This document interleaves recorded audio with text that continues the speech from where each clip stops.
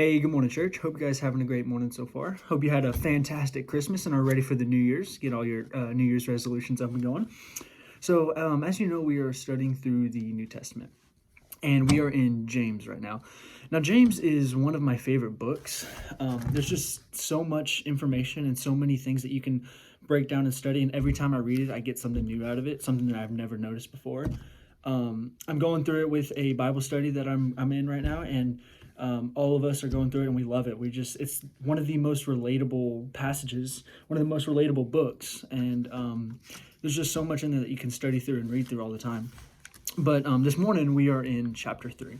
So if we just want to jump on in, verse 1 says, "Not many should become teachers, my brothers, because you know that we will receive a stricter judgment." Now that is a pretty scary verse.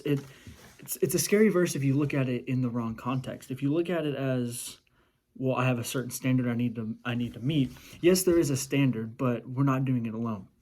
We're doing it. God is helping us, and the leaders, the teachers should realize that it's scary. Yes, that we have a higher expectation, but we're also called to. The leaders are also called to lead the church. So there should be a higher expectation there. But if you read the next little phrase, even. It helps with that previous phrase. It says, "For we all stumble in many ways." So just because the teachers are held, the leaders and teachers are held to a higher standard, doesn't mean that they're going to be perfect. For right there it says, "For we all stumble in many ways." Everybody stumbles. That should be a huge encouragement to everybody, because no, you're not perfect. There's only been one man who's been perfect, and it's Jesus. We all stumble in many ways. That should be an encouragement to you that you're not going to be perfect, but it also should encourage you to go help your brother, because you know they stumble as well. They need help, and if you need help, then they're going to need help as well. It should be very encouraging for us. But if you keep reading, if anyone does not stumble in what he says, he is mature, also able also to control the whole body. And then if you keep reading, it's talking about putting a bit, how small a bit is that control a horse. How small a rudder is that can control a boat, and then how small a fire that can set ablaze an entire forest, like Smokey the Bear used to warn us about. But then if you get into verse 8, it says, "But no one can tame the tongue. It is restless evil, full of deadly poison.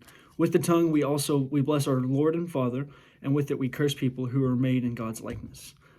So back to verse 2, it says, "For we all stumble in many ways," and then in verse 8 it says, "But no one can tame the tongue."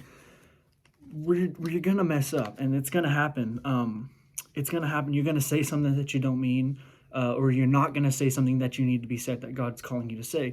We all stumble, and no one can tame the tongue. The only thing we can do is trust God and work on that with every ounce of us. We have to focus on it and work on it. Now, I wish I could keep talking, and I wish we could keep this going, but I'm gonna have to cut it here.